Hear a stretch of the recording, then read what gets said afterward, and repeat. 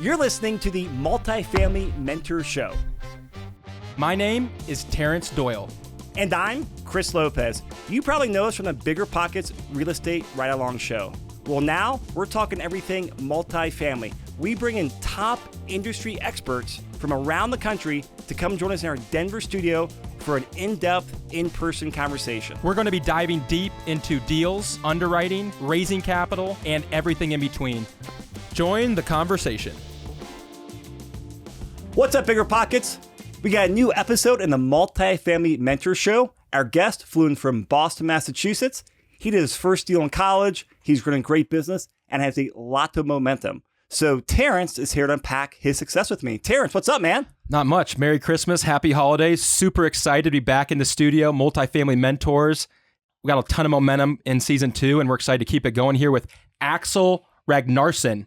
Did I get that right? You got it right. Boom. 100%. From the Northeast, one of my favorite parts of the country, Boston. We were just talking about the Northeast. I feel like I can rate a little bit.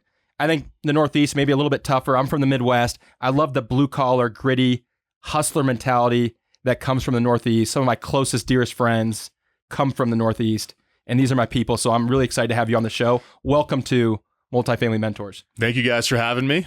It's unbelievable to be here and talk about a great studio, and appreciate all the love for the Northeast. That's right, baby. That's right. So you almost, before we get into your story, you almost weren't able to make it. You had a freak accident on a basketball court. You were supposed to come in a couple weeks ago. That's right. So do you want to share a little bit about that? I mean, you're feeling healthy now. You're ready to go? I'm good to go. I'm healthy. I'm off the DL here. A little bit of a pinched nerve issue, sidelined for a good 5-6 days, but I appreciate you guys, being flexible and moving the time, and I'm glad I'm out here. Long story short. That's right. Now we're going to talk about how you've been able to build wealth and structure some really creative deals. And, I want to go back to the very beginning. So maybe talk to me about being from the Northeast, what your family dynamic was like, what your mom and dad were doing. You have some really cool entrepreneurial stories at a young age. And you bought your first multifamily in college. So take us through what it was like growing up, what it was like doing your first business, and then getting into multifamily. Absolutely. Yeah. So the abbreviated version, I'll try and not be long-winded, but grew up in southern New Hampshire. So right on the New Hampshire-Massachusetts border. For those that don't know New England, about 45 minutes north of Boston is where I grew up. Very entrepreneurial upbringing. So my parents ran a business where they sold wood grinders. So nothing to do with real estate, but so they were hustling and grew a business in that field. So I was kind of exposed to the entrepreneurial world from, an early age, and just from as long ago as I can remember, just doing a little bit of everything to make a buck. So had a bunch of side hustles, was selling electronics, was buying and selling airsoft guns. I think I did that for a couple of years in high school to make money. So that naturally evolved to buying and selling cars. So I did that for a good 3 years, end of high school, early college. I'd go on Craigslist. I'd find a good deal in a car. I'd take it home and just relist it and sell it. And that's how I made money. Flipping them, yeah. I wasn't a mechanic. No value add. No value add. You wouldn't paint them, do anything. No, so it's funny. I had a good system where I would put up Kelley Blue Book on one window and then Craigslist on the other window, and I would just compare values and run through and make offers, and very similar to what we do in real estate, I guess. But I would, buy a couple cars a month, sell it, and make, $800, $1,200, $1,500. And how'd you come up with the cash to first buy the cars? Was this a loan, or you were hustling, trading electronics and these other side hustles to get the cash? Or how did you get your first money in high school to do that? Yeah, just making money selling smaller stuff. Wow. So it's all just been a progression of, you sell baseball cards, then you sell Xboxes, then you sell golf clubs, and then eventually you buy and sell enough stuff, you got a couple bucks, and you can go and buy and sell some cheap cars. I mean, the first ones I was doing were like a couple grand, $2,500. So it wasn't like, I was buying really nice cars, but so that became a nice business where it was making some good money. And obviously it was, beat working at a grocery store, whatever the alternative was at the time. And basically the natural evolution of it was, this is going really well. I'm making a couple of bucks, but this isn't like a long-term plan in any way. And I asked myself, what can I buy and sell that might be more expensive or bigger or more profitable than cars? And this is, early college at some point, 18, 19 years old, something like that. And just through HGTV and Google and stuff, I came across real estate and flipping real estate specifically. So started learning all about flipping real estate, flipping single family homes, and wholesaling and all of that. I guess all of the strategies that people often use when they get into real estate. But as I learned more about that, I learned about multifamily real estate, rental real estate, passive income, all of these different strategies to make money in a more passive way. And that really spoke to me at the time. So I started learning a whole lot about rental real estate and tried to figure out how I could actually go out there and buy. And how were you learning? Did you have a mentor at the time? Did you hire someone? Were you just all online, Googling, or what? How back then when you were like, when the juices were flowing and you were getting really interested, like what were the tools you were using to grow your? It was all online. I didn't really have any mentors. My parents weren't in real estate. I didn't really have any family friends that were like in real estate as a career at all. I didn't really know anyone that had rental property at all. So this was all very new to me. So it was all online. I mean, part of the reason it's so cool to be here is it was all BiggerPockets, right? So it was forums, podcasts. I'd go on there. I mean, if I go back and look at some of the posts that I put up there, like, 9-10 years ago now, they were comical in some of the questions I was asking. I look back, right? But it was like... But standard newbie questions, right? Exactly. You're brand new, eager, yes. Like everyone goes there. We all go through that. Nothing to be embarrassed by that. No, absolutely not. But that's how you learn, right? So I was going on there, and anytime I had a question or I wanted to learn about a specific topic, I was on the forums, or I'd go in the podcast archives and go trying to find a podcast to listen to. So, I guess self-taught in the respect that it was me seeking out the education. And ultimately that led to finding a deal in college. And I guess we'll probably talk about that a little bit more, but putting that deal together with some private money, finding it off market. And that's, kind of the business grew from there. So started out, I guess, trying to flip houses, and then realized, hey, this passive income thing is a great concept. Let's go all in on that. So you skipped flipping houses. You never actually flipped a house. Never did it. Yeah. I did a couple after I bought some rentals, and I just realized that business really wasn't for me in terms of the contractor management, the finding the deals, and fundamentally it wasn't a passive. It wasn't passive income. It was a great way to make a nice check and a good chunk of change, but it wasn't something that I wanted to focus on as a strategy. But that was just what got me into real estate, was like, hey, all right, you can go out there and you can buy a house for $100,000 and put $50,000 into it and sell it for $200,000. That's a lot of money. That's a really killer concept. Or you can go out there and buy a multifamily property, do the work once and get paid forever. That seems like a much better deal. Love it. Super cool. So let's unpack your first deal. Right. So, and I love the idea that, you looked into flipping and then you're like, you know what, that's what I've basically been doing with cars. I'm looking for something more passive. Mm-hmm. I'm looking to build wealth that's going to continually pay me after I create some value. And that's what we're all looking for, right? In multifamily and in building wealth in real estate. So I love that you were able to had the foresight to say, hey, flipping isn't for me. So walk us through how you found your first deal in college and how you were able to finance it and how that's kind of set you up to what you're doing now. Yeah, absolutely. So the first deal I did, I found on Craigslist. So it was a for sale by owner listed on Craigslist. It was a 3-unit in my hometown in Southern New Hampshire. So it was, I couldn't have known the market any better than what I did. And it was just a very simple situation of a guy that had owned it for 15 years. Didn't want to pay a broker. One of those guys that's allergic to working with a broker. He's like, can't pay the commission. I gotta net all the money. So he put it up on Craigslist as a for sale by owner, and it was underpriced. I think he wanted $200,000 for it. It was worth, what I thought at the time was $260,000, $270,000, something like that. So I found it and I was like, all right, how am I going to put this together? I can't, go get a mortgage. I'm a college student. I have no W-2. I'm not financeable in any way. So how old are you when you did this first deal? 21. Okay. What year was it? Craigslist. So it was like 2016. 2016. Oh, yeah, so about five or so years ago, a little bit more now as we head into 2022. But at the time, I was working this internship. It was a really great internship opportunity that I had through the college I was going to. And basically, I was just an administrative assistant in a way for this very small angel investing group. So it was 10, 15 guys that got together. They listen to startups pitch. They invest in some, not invest in others. And I came on to help them just take notes for the meetings and schedule entrepreneurs to come in and pitch and all this stuff. So obviously wealthy guys in that room. I had a couple of guys in there that were really successful, obviously in their careers, but they also, outside of angel investing, did some private money lending for real estate. So I'm obviously interested in this. I'm learning, trying to find deals, and I'm talking to them on our monthly meetings. Like, hey, if I were to find a deal that looked like this, is this something that you want to write a mortgage on or something like that? How would this look? So one of the guys there was like, hey, if you find a really good deal and it does look like what you're describing, I could do a first position mortgage. We'll talk about the terms, but basically built a good relationship with him, and he was interested in doing that. So that's how I put together that first one. He loaned on it, and every dime I had was essentially my down payment, which isn't the smart thing to do by any means, but that's what I did at the time. And raised the rents and held it for 8-9 months. My plan was to refinance it.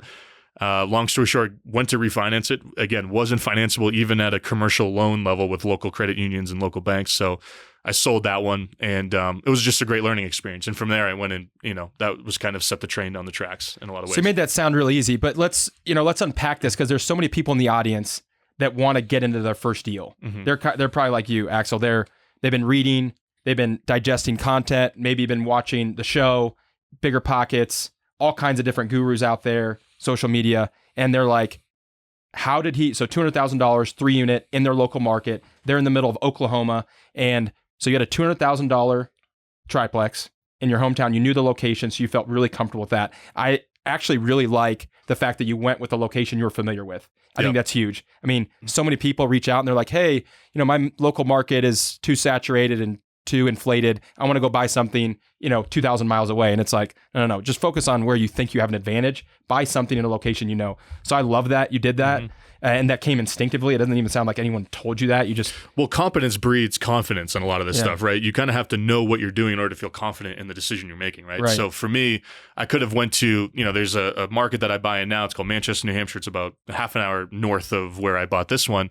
And at the time, I didn't really know it that well. I grew up near it, and that's where all of the multifamily properties are. But I was like, I don't know what the rents are. I don't know what streets are good, what streets are bad. I didn't really know enough about it to feel comfortable. Because at the time, every dime you have is going into this, you're really stressed out about making a good decision. So for me, I was like, I know this really well, and that's going to make me, or allow me to make a more confident decision, a more educated decision on if I'd move forward with something. So that was huge for me, like you mentioned. So I interrupted you, but yeah, I think that's big. No, that's a great point. So unpack for us the $200,000 deal and how you were able to do that, because I think that's a great learning lesson for so many people listening. So $200,000 purchase price, you had some relationships from a place that you had been fostering for a year? Yeah, at least. Some angel investors. And there's so many people out there today that have money in a 401k, an IRA, or just sitting in a checking account because they're worried about putting in the stock market. There's so much macro uncertainty right now, and real estate's a great place with rising inflation. And so this is very applicable, I think, to a lot of people.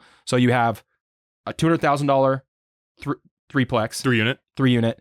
And you have a hard money lender. So what was he willing to lend on the $200,000? What were the rate and terms? And what was like a few steps of how you got that done and how you were able to make that successful for your first deal? Yeah, absolutely. So yeah, $200K was the purchase price. We did inspections on it. It needed, some water heaters and stuff like that. So it was a $7,500 seller credit that we negotiated. So functionally, it was $192,500 was really the purchase price. I had a lender that was willing to loan roughly 90% of that. I think the loan was about $180,000 that he was willing to loan on it. So great loan. That's a great loan. Really good loan. Yeah. And again, a year of building relationships with this guy. And I'm, bringing it to all these meetings and adding value to all of these guys in a way that they're like, all right, I'll throw him a bone, right? And at the time, I'm like eternally grateful for him taking a chance, right? But I also look at it in his perspective. It's a first position mortgage. Property's worth much more than I'm paying for it. He was the risk was somewhat low for him, right? So I just mentioned that and for the listeners that haven't worked with private lenders or investors, and they think that, because I thought this too, I think a lot of people do, you think the lender or investor is doing you a favor, right? But oftentimes it's a mutually beneficial transaction, right? So he had a great lending opportunity, and for me it was perfect because it minimized my cash out of pocket. So the rates on that, I think it was 11% a point when I refinanced or sold or paid it off. So kind of standard private money loan. And were you having to service that monthly? 11%? Yeah. Servicing it monthly. And the I guess the overall situation with the deal was there was a lot of tenants there paying extremely low rents. Like the market rents are all 2-bedroom units. The market rents were $1,100, $1,200. I think they were paying $675, $700. So it was, really low. So like 50% of market. Yeah, like half. Wow. And that's, mom and pop owners. That's what, it's not hard to find owners where that's how they're running their deals. But so I just kept the tenants there, just organically raised their rent over a few months, month by month. And I told them that was going to be my plan. They stayed because they knew that they didn't really have, if they went somewhere else, they'd be paying the same as what I was going to be charging them. And I was servicing this, it was a obviously a big payment every month. I was kind of breaking even on the deal. My plan was like, all right, I got to get these rents up. I got to do, some exterior upgrades. It wasn't really an intensive renovation plan. And once that's all done, I'll go refinance and I'll pull all my money out and I'll, own it with none of my money in. And basically I get to that point and long story short, there was some components of the deal that were a little bit more troublesome, as well as the fact that I couldn't go get a loan. I wasn't financeable like at all. And so I kind of jumped into it without really thinking about what the takeout financing was going to be. So I ended up selling that one and getting out of it. But that was roughly the plan. It was a very simple, just raise the rents and, I'll pay this short-term lender or this private lender on a short-term basis and, I'll get them out of there in a little bit. So I guess, pretty standard deal in that respect, but I love it. For your first deal in college, 21. I mean, that's phenomenal. And so did you make a couple bucks? What'd you sell it for? So without taking too much time, there was basically a whole thing where it had a dug well rather than a drilled well, and it had a septic tank that was too close to the dug well, and I didn't catch that on my inspection. So if you're going to buy a deal that's got private water and sewer, get deep into that because it can mess you up if you don't get that right. So I went to sell it and it didn't qualify for a lot of residential financing. So, the buyers that were coming in and looking to owner occupy, it just didn't work for them because it didn't fit FHA, didn't fit a lot of the government programs. So I had to sell it to an all cash buyer. I sold it for way less than what I thought I was going to sell it for. I think I sold it for like $215 or something like that. I didn't lose money. It was a break even. And I was like, hey, learned a ton of stuff on that. Yeah. And it set me up confidence wise to do the rest of them. So it wasn't all, I guess, rainbows, but it worked out well. But so many people have the same story. Yeah. Exactly. Yeah. You got your first year of real estate education paid for. You're not in debt. Exactly. Yeah. And I built a relationship with that lender. I worked with him on a ton of different deals, and I did right by him in every single way. And I was like, all right, I went through just going through the transaction process of doing an inspection, auditing the leases and just going through the title process. All of that stuff is that's a lot of the scary stuff, I think, when you're getting into it. So you do that and the rest of it becomes easy on subsequent deals, at least in my opinion, I guess. But no, I love it. And I think the other thing is you built rapport with this lender, right? You paid him off. You made payments every month. So the next time you had a deal, I'm guessing that wasn't the last deal you did with him, right? No, I did a couple with him, and now he's kind of gotten out of the game a few years ago. But I did 3 more deals in college, a lot of smaller multifamily stuff, and those ones did really well because I knew what to look for. He lent on a couple of them, and we had a nice relationship. And then he got out of private money lending, and we kind of went our separate ways. But it was it was great for both of us because I was willing to pay more because I didn't have a lot of options. Right. And, I was paying a little bit more than what I think he was charging other borrowers. And I was finding really good deals. So it was pretty low risk for him. Yeah, totally. So if the audience can't tell, he's creative. He does creative financing. And to give a plug, that's what the second episode's all about, is some creative financing. We'll go into details on there because I think it's a big part of your success. But tell us how you took this deal in college. You learned a lot. Didn't make any money, but gave the confidence, some knowledge, some experience. How'd you spring forward that with the rest of your career? Yeah, so that was my junior year of college. And my senior year, I did a 3-unit. I did a duplex. I think I did a couple of condos.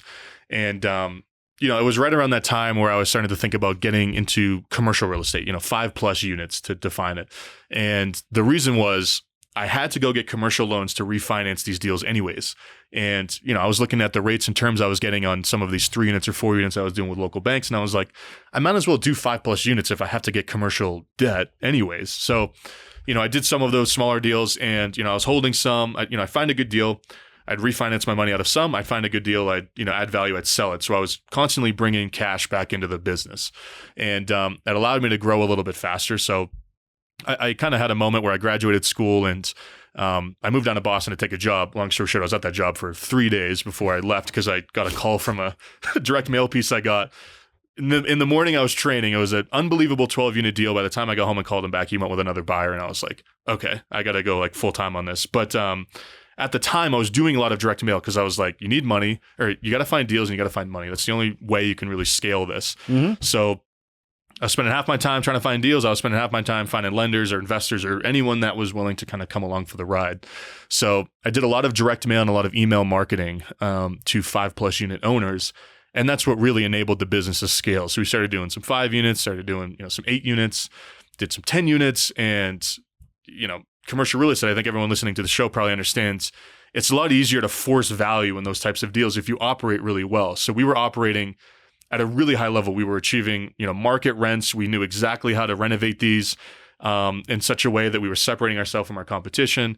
And we were doing deals in a smaller market comparatively to, the national average, I guess, for however it's defined. And we were doing these deals in Manchester, New Hampshire, 100,000 population or so. And there were so many mom and pop owners that had really no idea what was going on, that we would be able to buy a deal at 40, 50, 60K a door and get it to 100K a door with like minimal work, just because the rents were half of market or they just were managing so poorly.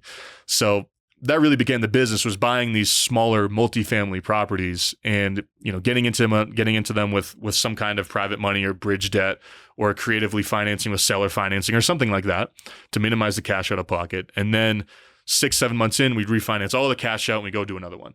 And every once in a while we'd sell one because, you need some money coming back in the business. And over the next couple of years, that's where the focus, I guess, shifted to in the business. And, that was 3-4 years ago now. And since then, we've just kept growing in size and the average deals that we're doing a lot more portfolio deals so that we get a little bit more scale on these smaller ones. And we've been going out of state. Portfolio deals, what do you mean? So one owner that owns multiple deals, or multiple properties, I should say, but he wants to sell them all as part of one package or one deal. Okay. So for example, a lot of these markets that are smaller, where there's a lot of these smaller buildings, if you want to go buy a 30, 40, 50 unit deal or property, it's hard to find them because there physically isn't that many. So you got to go find the guy that's owned, 3-4 buildings for a long time, and you package them all up into one transaction. You buy them all as a package. And for those that are doing deals, in some of these smaller markets, it's an easy way to start to accelerate your unit count in a way and to do more deals. Can you spend a couple minutes and talk about your direct to seller marketing campaign? Because we've had some great conversations about how people cold call, they go out their network, but I know you're very process oriented, direct mail oriented, email oriented. Like, can you walk us through like what your funnel looks like? Sure. So at the time, and it's kind of ebbed and flowed since I got serious about it, I guess. But at the time, I didn't want to do cold calling or cold texting. I definitely want to describe myself as the kind of person that's like, oh, I'm looking forward to cold calling all day today. I was like, there's got to be other ways to find. No one, yeah. I'm like, I'm sure that's a great way to find deals. I know people that crush it, but for me, it was just like, that's such a emotionally taxing thing that's not going to be sustainable. And it's hard to scale. It's really hard to scale, especially, if you're trying to do volume and you're going after. At the time I was doing, prospecting to 3 to 20 unit deals. If you're going after 50 unit deals, okay, there's a smaller list, maybe it's a little bit more scalable, but I just wasn't able to do that at the time. So I did a lot of direct mail. I used some, national companies that can package up your direct mail, send it on your behalf. Hyper targeted list hasn't been sold in the last 5 years. The owner is either, an individual or it's an LLC where they own multiple properties, because I was always going after the portfolio opportunities. And, we had a few zip codes that we really liked, that we knew really well, that we felt like, we could compete comparatively to the competition, and sent a small batch of direct mail on a, bi-monthly basis. It was maybe 750 to 1,000 mailers. So nothing crazy in scale. So a couple $1,000 on a marketing campaign? Yeah, usually we were spending like 75 cents a piece for like a letter. So, $750 per 1,000 or so. But what really drove results for us was doing that, but also pairing it with email. So we would run a list and we'd skip trace the owners and grab all of their, email addresses. Or if it was owned by an LLC, we'd go into the registry, the New Hampshire Secretary of State. I think every state has a version of that.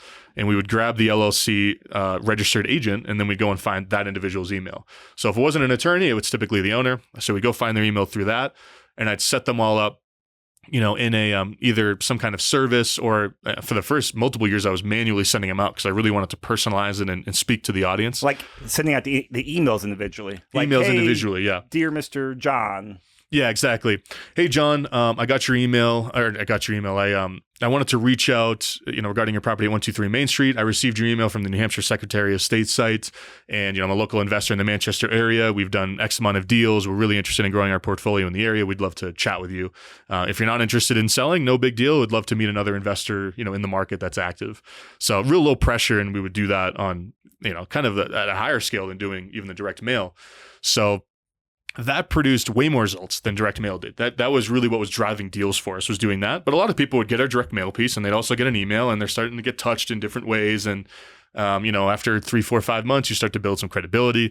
We'd also do things where we'd send like a really hyper local value add like newsletter. Like, here are some of the big transactions in the area. Here's how the average price per unit for commercial multifamily in Manchester has grown over the last quarter or year. Here are some updates in regards to the national real estate market. So you're doing more than just some of your property. Exactly. You're providing value and putting you out there as a thought leader and expert in the local space. And I always wanted to come across as I'm not reaching out just to buy your property. I want to build a relationship with you. I'd love to. So I got coffee with a lot of these guys, and I never, bought anything. They never sold me their property, but we had a good relationship. And, we went to each other for referrals. Hey, who are you using as a contractor for this stuff? Who are you using as a lender? That so-and-so bank isn't lending anymore. Who are you using now? And some of those relationships turned out to be deals. We would get deals, and they'd bring they'd come to us when it came time for them to sell and give us first crack at it. And so that was what really enabled us to scale and to actually bring deals into the top of the funnel. I love it. I hope the people watching this rewind that over 3 minutes or 5 minutes, because you went over that very quickly and made it sound very easy, but you put together a great marketing campaign. You talked about like being multifaceted, and you led with building a relationship and adding value, which often gets so overlooked when it comes to trying to, get a client, get a seller, whatever. Value in relationships and consistency. I love it. Yeah, just not being focused on a transaction. I think so many times, especially like legacy owners, they run the opposite way when it's someone that just wants a transaction.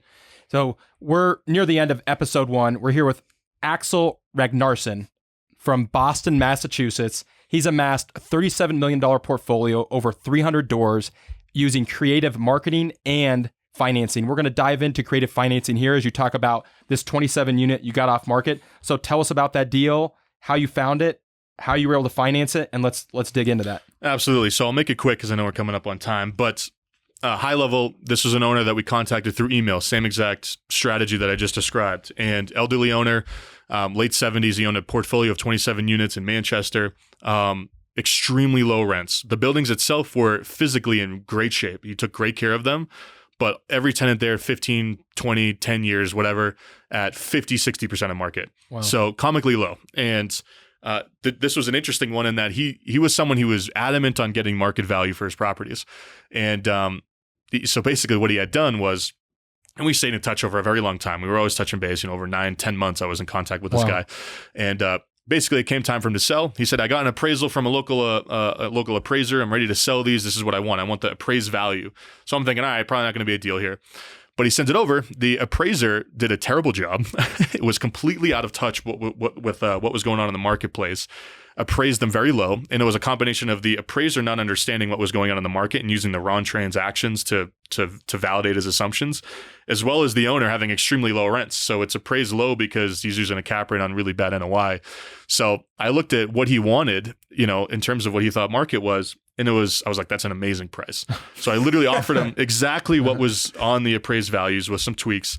And this is kind of where it gets creative was, I offered, for example, one of the properties in the portfolio wanted $585. So I offered him $625 with a $40,000 seller credit. So it functionally was giving him what he wanted, but it was going to be reducing my required cash out of pocket with however I put the debt together.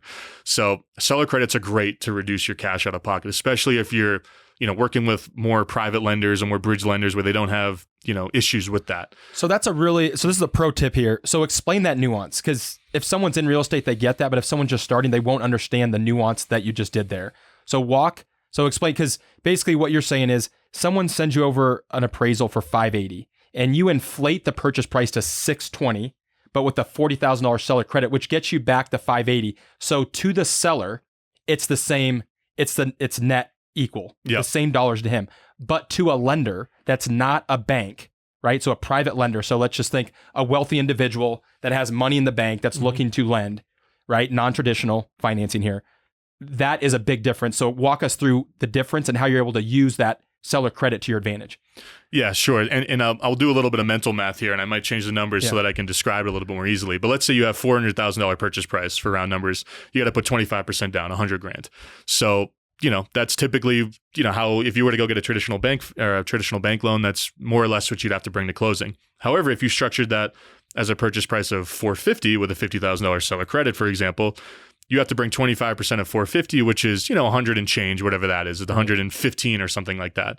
But you have that 50K seller credit that's getting applied to what you need to bring to closing. That's bringing that 115 or whatever that number is down to, 75, 60, 70 grand, right? So you're basically financing the incremental increase in the purchase price, but you're getting all that money back at closing. So it's reducing your cash out of pocket. So it's a really powerful strategy if the transaction allows for it, if the seller's on board, if the lender's on board, to actually reduce how much money you need to bring to closing. And it helps with the velocity of money, helps you do more deals, helps with all that stuff. And that's what we did on this deal. Every single property, I said, hey, I'm going to give you what you How have. many properties was it total for the 27 units? It was 4 properties. 4 properties. Okay, cool. So each one, we had a purchase price assigned to each one based on his appraisals. I said, all right, I don't want to do this, I'm posturing, right? I don't want to pay you what you want, but if we can structure it in this way, I think I can get on board with that. So I'll pay you the appraised values, but I want these seller credits to help reduce, my cash out of pocket. And he's like, oh, that's totally fine. So, and that was a component that helped me bring less to this deal because this was in aggregate $2.2 million purchase price for all these units. And it was just me. I didn't have any investors, right? So I'm like, how can I reduce how much money I got to bring to this so that I can own this deal, right? And not have to share upside with investors and structure it with some debt, with some of this creative credit stuff. And, that was kind of step one. And I can get into some of the other ones too with the second mortgages and all that.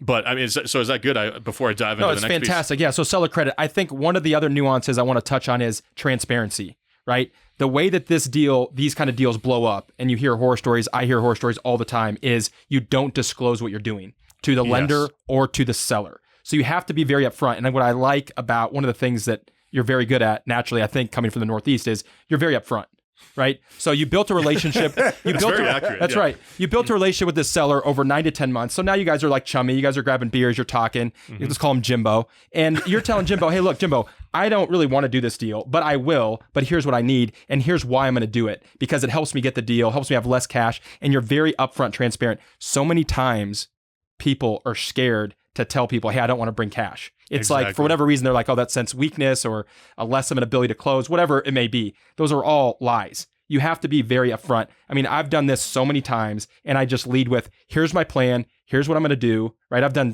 hundreds of deals with hard money lenders on multifamily or single family. And sometimes they're willing to pay the purchase price and the construction if it's just presented correctly. So that's one of the things that everyone needs to understand about what you did, which, because you're so talented, came naturally to you, but you have to lead with what you're doing to the seller and the lender. You have to tell the lender, hey, I got the seller to agree to this credit. Here's why. And if both parties understand it and you're clear, you're all good. It's smooth sailing, and you actually strengthen the bond with sellers and with lenders. But if you don't, that's how you blow it up, and you could never do it again. Absolutely. So I think I just want to make sure that we hammer that point home.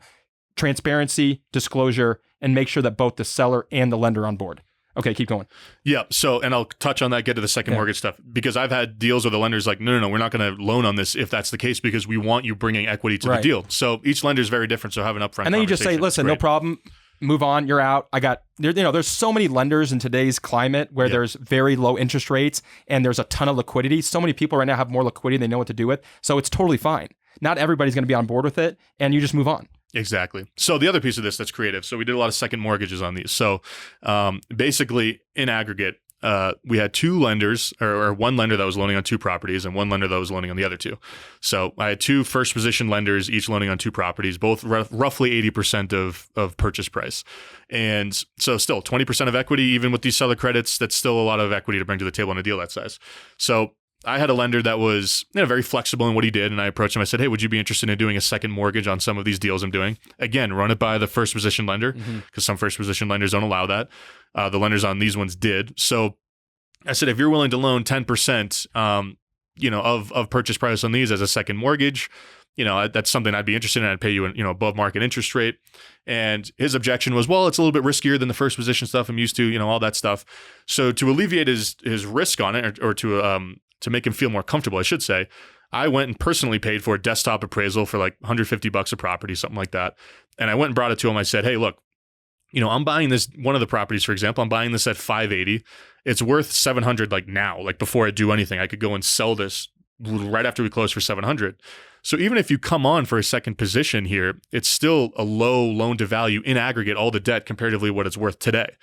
So he's like, oh yeah, that makes sense. That's good. So we structured it. I paid him, I think it was 12% on that one. A point when we refinanced, maybe it was a point in, point out. I can't remember exactly, but kind of hard money. It was a little bit more than what I normally paid him for first position deals, but he was happy to do that. So we put one of these second mortgages on each property, and then with the seller credit, I'm at that point, I'm bringing like 5-6% of the aggregate purchase price to this deal. So it's enabled me to get into a $2 million+ deal with hardly any of my own money, really, functionally for a deal of that size. Kind of playing on all these different strategies to reduce that cash out of pocket. And everybody was happy. Seller was happy. Lenders were happy. Basically we added value. We turned over the tenant base and got those rents up to market. And I refinanced with a local bank. I think it was 7-8 months in. So, certainly less than a year, and it appraised for like 3.4, 3.5 or something like that. And we maybe only put in 150 into the deal. So it was an unbelievable deal in terms of how it worked out in that respect. But it would have been something where I would have to share upside in it. I have to bring in like a partner, an equity investor at that time. This is, about a year and a half ago. And, basically I kept all that upside for myself. And now, I still own these properties. It's passive income. They're great buildings and great neighborhoods. And I, probably won't sell for a while. But it's good to utilize some of that stuff so you don't have to share some of the upside if the deal is something that's within the reach of what you can do yourself. Yeah, it's a phenomenal story. I mean, to unpack that, we're going to unpack it in episode 2. We're going to talk about creative financing. We're going to define it more clearly. We're going to go over 3 or 4 different examples. We're going to go over your 3 of your points for how to structure creative financing deals like this, because you've done this at scale and you built a portfolio of $30+ million using these kind of strategies. And there's so many people out there. I mean, we were just talking about it before the show. Getting commercial lending is super difficult. I mean, people think that they're just like it's very difficult, especially if you're young, getting started, don't have a ton of liquidity, don't have a track record. But there's a lot of people out there that know how to find deals, know their specific market, and could put these together if they understood kind of what you've been able to learn through your career. So I'm super excited for episode 2. We're going to go into great detail. And wrapping up episode 1, Axel, talk to us about your view of mentors and maybe share 1 or 2 mentors you've had the last 3 or 4 years as you've had this great run up. Let's talk about that. Absolutely. So I think mentors are critical. I wish I had been more intentional about finding someone to work with or a group to join or something earlier in my career, because I was just freeballing it for a long time. But I think that it's really, really valuable to find someone that's done exactly what you want to do, and that has gone basically traveled the road you want to travel, and to quiet out the noise of everything else that you can learn online or hear from different folks, and just commit to either working with or learning from one individual or one type of person. So early on, I had a couple of local New Hampshire investors that had built 1,000+ unit portfolios, extremely successful guys. And some of the things that I learned early on, one of the guys that I learned a lot from early on, his name was Newton. He basically told me, he said, all of real estate and a lot of business is just arbitrage. So it's, a lot of people just think in general that I don't want to pay that interest rate. It seems too high. Well, is it high in relation to what you can earn on the deal? Because if their cost of capital is lower than what you can earn on this deal, then fundamentally it makes sense, right? So don't look at it in a vacuum of a number. You have to look at it in the context, right? And that's really all real estate is. You're borrowing money at one interest rate and you're buying something that produces another rate of return, and you're earning the arbitrage there. So as it relates to creative financing and seller financing, I think, or seller financing, private lending, any of these creative financing strategies, I think it's really important to look at deals in terms of arbitrage. What can I make on this? It's all math. Don't get emotionally hung up on the fact that this person's going to charge me. I had a seller charge me 13% to do a 1-year note, but he financed 90% of it, and I could go earn more than 13% of my money that I was saving on putting down at that point in that phase of my business. And it made plenty of financial sense for me to do so. So I've started to look at the business through that lens in a lot of respects, whether it's raising equity, raising money from private lenders and all of that. And I think it's a really nice mindset shift that's helped my career. Huge. Yeah. So, Axel, how can people find out about you, learn more about you? Like, how can they connect with you? Sure. So my company is called Aligned Real Estate Partners. We buy deals Southeast, obviously really heavy in New Hampshire. AlignedREP.com is that website. You can find me on Instagram at Multifamily Wealth. I'm really active on there and post a lot of stuff on there. Also have a podcast, the Multifamily Wealth Podcast, where similar to you guys, talking all multifamily. So those 3 channels are great. Fill out a contact form on Aligned REP and you can get on our mailing list, or, you can find my email anywhere. I guess it's plastered on LinkedIn and everything like that. So, appreciate you guys for having me. This is great. No, man. Thank you. Phenomenal story. from one of my favorite parts of the country. Hope you guys enjoyed that episode. Episode 2 is going to be power-packed. A lot of nuances, details on creative financing, so make sure you don't miss that. But Axel, you killed it. Great episode. Thanks, guys. BiggerPockets, do us a favor. Make sure you hit the like button, subscribe to the channel, but also leave some comments on here. What did you like about the show? What questions you have for Axel? We'll all be in the comments. We love talking in there. We'll see you in there. You're listening to the Multifamily Mentor Show. Join the conversation.